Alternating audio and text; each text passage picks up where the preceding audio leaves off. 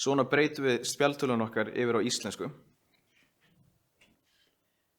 Farið í lista við forrit og opnið Settings.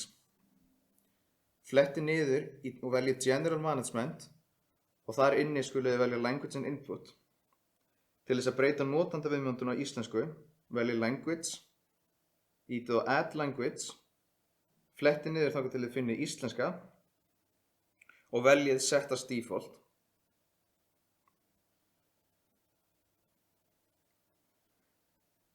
Til þess að bæta íslensku í tungumálinu, fara aftur tilbaka, veljið Keyboard, Samsung Keyboard, Language og bætið þar við íslensku.